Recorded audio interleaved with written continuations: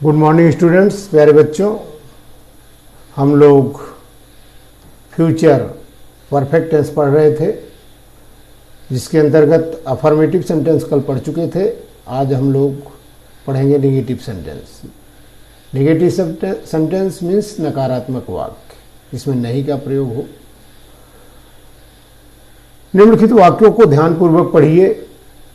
तुम high school पास नहीं कर चुके होगे। वर्षा होने से पहले मंत्री जी नहीं आ चुकेंगे। स्कूल जाने से पहले मैंने खाना खा लिया होगा। अर्थात आप देख रहे हैं इन वाक्यों के अंत में चुके होंगे, आ चुकेंगे, खा लिया होगा।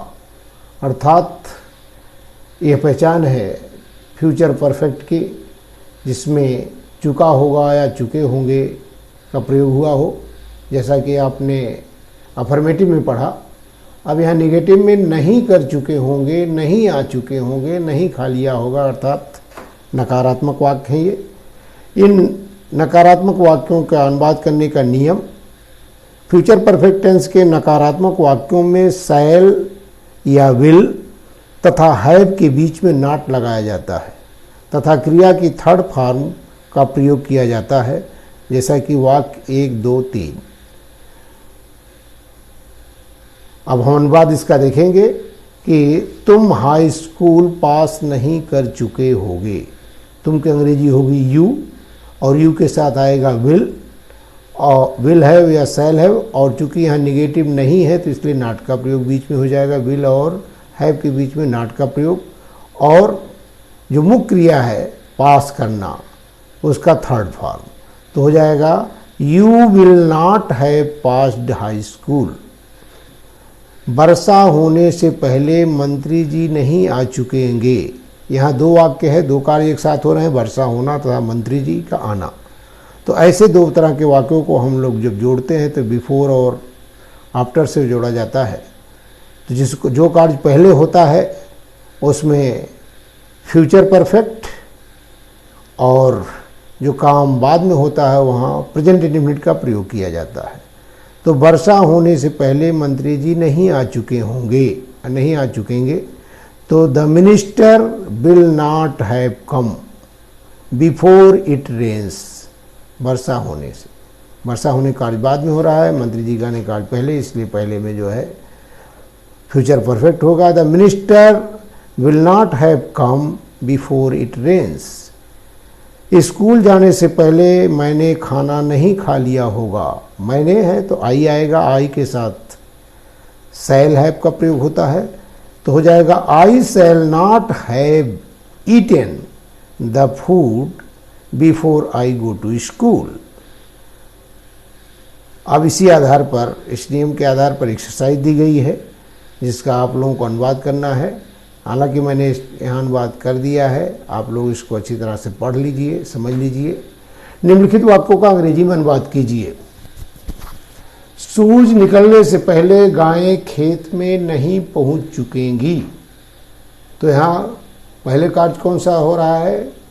सूरज निकलने से पहले, अर्थात गाय खेत में पहुंचना पहले कार्य होगा, तो इसमें जो है फ्यूचर परफेक्ट टेंस होगा। The cows will not have reached. अब आया है बिफोर, तो before the sun rises, before the sun rises. Compounder के आने से पहले डॉक्टर मरीज नहीं देख चुकेगा। मरीज को देखने के लिए होता है एग्जामिन, तो the doctor will not have, the doctor will not have examined the patient before the compounder comes. गाड़ी के आने से पहले हम टिकट नहीं खरीद चुकेंगे। तो हम आया है तो हम के लिए वी आएगा, वी के लिए शैल हैव का प्रयोग होगा। We shall not have bought. यहाँ गलती से हैव पहले आ गया है, यहाँ हैव और शैल के बीच में नॉट का प्रयोग होना चाहिए। We shall not have bought the tickets before the train comes. अध्यापक के आने से पहले विद्यार्थी प्रश्न हल नहीं कर चुकेंगे। The students will not have solved the questions before the teacher comes. सिपाही के आने से पहले शरारती लड़के नहीं भाग चुकेंगे। तो शरारती माने नाटी।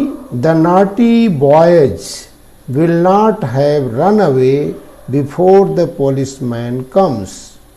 सिपाही के आने से पहले द शरारती लड़के नहीं भाग चुकेंगे।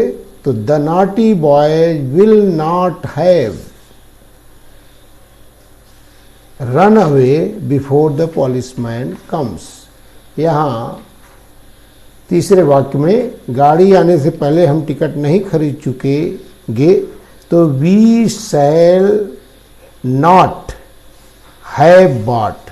यहाँ है पहले आ गया है, ये गलती से, इसको जो है आप लोग नॉट के बाद प्रयोग करेंगे। तो we shall not have bought the tickets before the train comes.